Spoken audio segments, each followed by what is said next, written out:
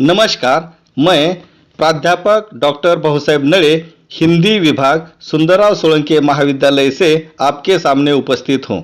आज मैं आपके सामने बीए द्वितीय वर्ष के पाठ्यक्रम में समाविष्ट जीवनी परक लेख हुयेन संग को लेकर अपने विचार प्रस्तुत करने वाला हूँ। यह जीवनी परक लेख हिंदी के सर्वश्रेष्ठ आलोचक आचार्य रामचंद्र शुक्ल द्वारा लिखित है। आचार्य रामचंद्र शुक्ल हिंदी के ऐसे निबंधकार और आलोचक हैं जिनका कार्य इन दोनों क्षेत्रों में युगांतकारी है। साहित्य के क्षेत्र में इनके निबंध मील के पत्थर साबित हुए हैं। निबंध और आलोचना के क्षेत्र में इनकी भूमिकाएं व्यवहारिक समीक्षा के उत्तम उदाहरण साबित हुए हैं। उन्होंने अपने जीवन काल में साहित्य, संस्कृति, चित्रकला और इतिहास का अध्ययन भी किया है और लेखन भी। उनका समग्र लेखन सरस्वती पत्रिका में निरंतर प्रकाशित होता रहा। प्रस्तुत लेख चीनी यात्रा के शौर्य, साहस, दृढ़ता और उसकी बुद्धि के प्रति समर्पण भक्ति को दर्शाता जीवनी परक लेख है। इतिहास प्रसिद्ध यह चीनी यात्री 7वीं शताब्दी में भारत आया था और उसने जो टिप्पणियां लिखी है उनमें तत्कालीन धार्मिक, सामाजिक और राजनीतिक अवस्था का संकेत मिलता है। साथ ही हुयेन संग की यात्रा की कठिनता के साथ उसकी दृढ़ता एवं बौद्ध धर्म के प्रति अगाध आस्था को भी दर्शाता है। उनका यह जीवनी परक लेख हुयेन संग ने भारत पर किए हुए ऋण को भी दर्शाता है। उनका यह हुयेन संग पर लिखा लेख सरस्वती पत्रिका में सन 1904 में जुलाई के अंक में छपा था, जिसमें हुयेन संग के व्यक्तित्व की अनेक छटाएं हमें देखने के लिए मिलती है, जिसे हम निम्न प्रकार से समझ सकते हैं। हुयेन संग पर बौद्ध धर्म का प्रभाव था या हुयेन संग बौद्ध धर्म से प्रभावित थे। आज से 2500 साल पहले भारत में हिंदू धर्म का अधपतन होने लगा था।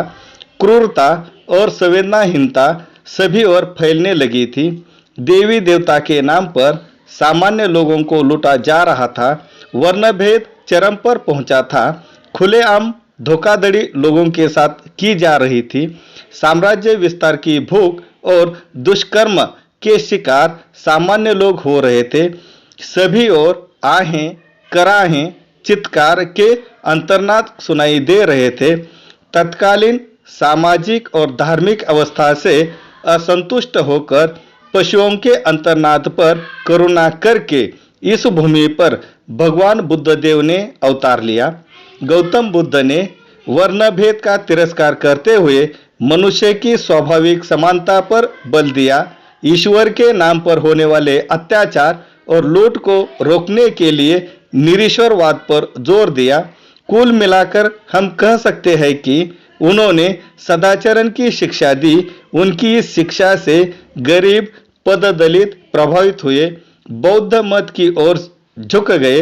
आगे चलकर बौद्ध मत की उन्नति में मगध देश के राजा अशोक ने योगदान दिया। उन्होंने भारतवर्ष ही नहीं तो अन्य देशों में बौद्ध मत के प्रचारक भेजे। बौद्ध मत का विदेशों में प्रचार एवं प्रसार किया। परिणामतः विदेशियों को बौद्ध मत प्रचलित मत से अधिक उदार और प्रगत लगे। इस कारण इस मत को अपनाने लगे। चीन, तिब्बत, मंचूरिया, ब्रह्मा, सिंहल द्वीप में तो बौद्ध मत का डंका बजने लगा। उनके लिए भारतवर्ष पवित्र और तीर्थ स्थान की भूमि बन गई। चीन से तो झुंड के झुंड भारत भूमि पर आकर शाक्य मुनि की जन्मभूमि का दर्शन करने लगे। उन यात्रियों में खी नी, फा हियान, संग यून और हुयेन संग का प्रमुख रूप से नाम लिया जाता है। इनमें भी हुयेन संग का नाम सर्वोपरि है। वे बौद्ध दर्शन को लेकर मन में उठे सवालों के उत्तर पाने के लिए तथा गौतम बुद्ध की भूमि को नमन करने के लिए भारत की यात्रा करते हैं। साथ ही हुयेन संघ के व्यक्तित्व का दूसरा महत्वपूर्ण पहलू हमारे सामने आता है कि वे एक बहुत बड़े धर्मोपदेशक थे।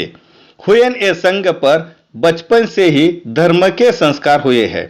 उनके पिता ने उन्हें धर्म की शिक्षा में लगाया था। बौद्ध मठ में आवश्यक शिक्षा को ग्रहण करने के बाद अपने बड़े भाई की मदद से सन्यासियों की मंडली में शामिल हुए। 13 वर्ष की अवस्था में वे सन्यासियों की मंडली में शामिल हुए और सदाचरण और धार्मिक व्यवहारों के बल पर वे चीन में धर्मोपदेशक के पद पर नियुक्त हुए। वे बौद्ध मत की शिक्षा, जीवन और दर्शन से प्रभावित होकर ही धर्मोपदेश का महान कार्य करने लगे।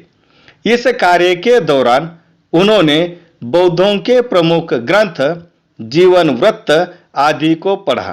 पढ़ाई के दौरान उनके मन में कई शंकाएं निर्माण हुई, जिसके उत्तर ढूंढने के लिए उन्होंने कई ग्रंथ पढ़े, किंतु शंका का समाधान न होने के कारण उन्होंने भारतवर्ष की यात्रा का दृढ़ संकल्प किया।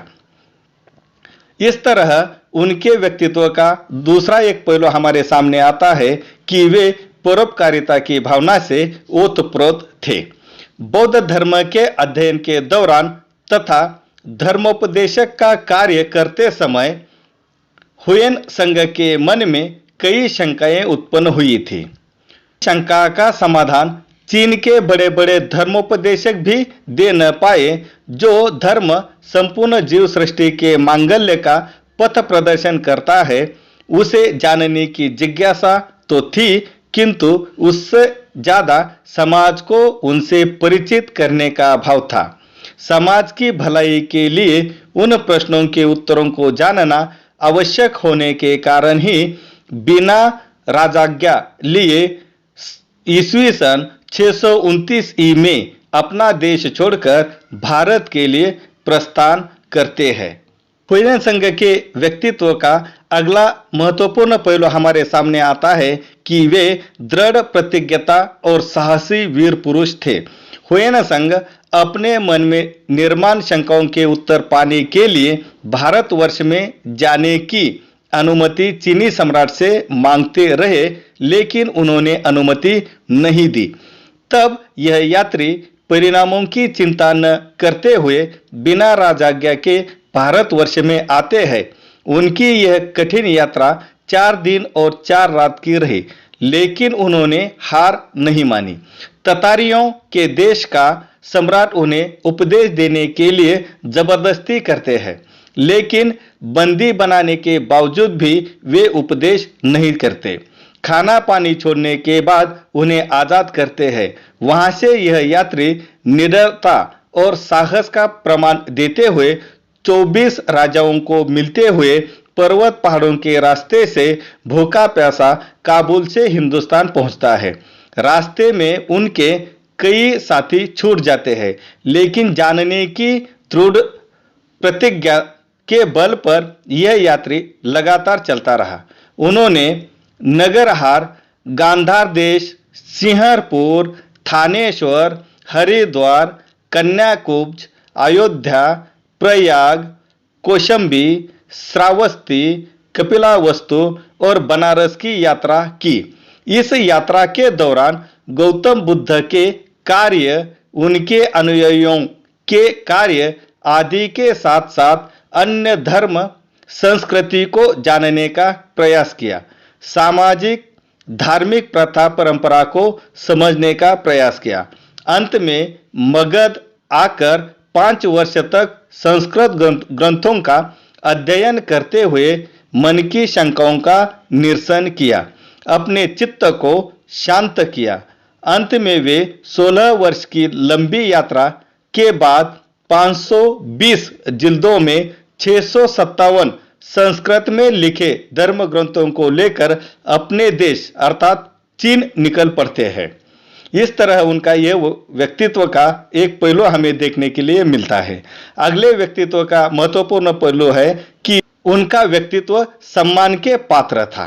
चीनी सम्राट की अनुमति बिना शंकाओं के समाधान के लिए भारतवर्ष की ओर निकला यात्री जब 16 वर्ष की लंबी यात्रा करके वापस अपने देश आता है, तब चीनी सम्राट उसके महान कार्य और मानवता पर होने वाले उपकारों से प्रभावित होकर यथोचित स्वागत करते हैं। उनके कार्य को देखते हुए ऊंचे पद पर नियुक्त करने की इच्छा प्रकट करते हैं। मना करने पर एक सुंदर मठ प्रदान करते हैं, पूरी सुविधा देते हैं। पूरे देश में उनका सम्मान होता हुआ हमें देखने के लिए मिलता है। इसी तरह उनके व्यक्तित्व का अन्य एक महत्वपूर्ण पहलू हमें देखने के लिए मिलता है कि उनका स्वभाव विनम्रता पूर्ण था, या उनका स्वभाव में विनम्रता का भाव हमें देखने के लिए मिलता है। प्रस्तुत लेख में हुयेन संघ की विनम्रता के अनेक उदाहरण हमें देखने के लिए मिलते हैं। ततारिया खां की दुष्टता के बावजूद भी वे विनम्रता से उपदेश का विरोध करते हैं। स्वयं खाना पानी 3 दिन तक छोड़ते हैं, लेकिन मुख से एक भी अपशब्द नहीं निकालते। यात्रा के दौरान बौद्ध गुफा में जाने के लिए निकलते हैं, तब अनेक लोग उन्हें डराते हैं, रोकने का प्रयास करते हैं, लेकिन यह यात्री विनम्रता, संयम और दृढ़ प्रतिज्ञता का परिचय देते हुए गुफा का दर्शन करते हैं। इतना ही नहीं, चीनी सम्राट जब राज्य में ऊंचा पद देने का प्रयास करते हैं, तब यह यात्री राजधर्म और मानवता धर्म के बीच का अंतर विनम्रता से समझाते हैं, पद का विरोध करते हैं।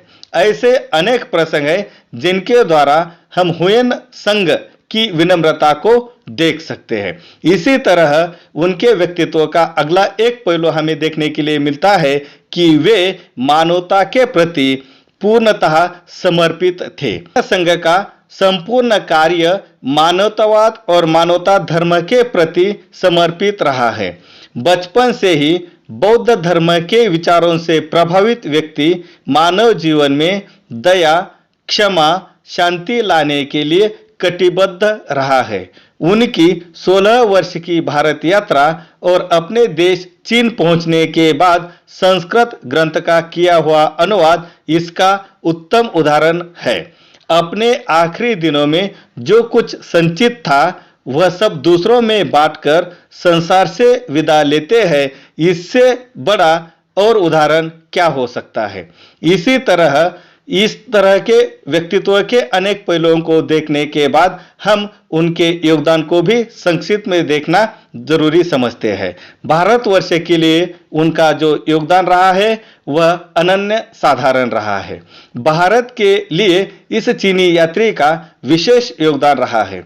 इस यात्री की वजह से ही हम देश की 7वीं शताब्दी की सामाजिक, धार्मिक तथा राजनैतिक परिस्थिति को जान पा रहे हैं, क्योंकि हुयेन संघ ने 7वीं शताब्दी में जो 16 वर्ष भारत की यात्रा की, उस यात्रा के दौरान जिन राज्यों में वे गए, राजाओं से मिले, उसका वर्णन उन्होंने किया है। वहां की सामाजिक, धार्मिक तथा राजनैतिक परिदृश्य पर टिप्पणियां उन्होंने लिखी है। आज उनकी टिप्पणियां ही हमारे प्राचीन इतिहास और पुरातत्व विभाग का पथ प्रदर्शन करती है। हुयेन संघ के पूर्व इस तरह की टिप्पणियां हमें देखने के लिए नहीं मिलती। हम उनके आभारी हैं कि उनकी टिप्पणी की वजह से हम 7वीं शताब्दी को जान पाए, समझ पाए। अतः निष्कर्ष रूप में हम कह सकते हैं कि हुयेन संघ जीवन भर मानवता धर्म के लिए कार्य करते रहे, समाज में दया, क्षमा और शांति का संदेश देते रहे। उनका यह कार्य भारतवर्ष के लिए भी प्रेरणादायी रहा है। इस दृष्टि से प्रस्तुत लेख को हमें पढ़ना चाहिए, समझना चाहिए और उसका आकलन भी हमें करना चाहिए। धन्यवाद।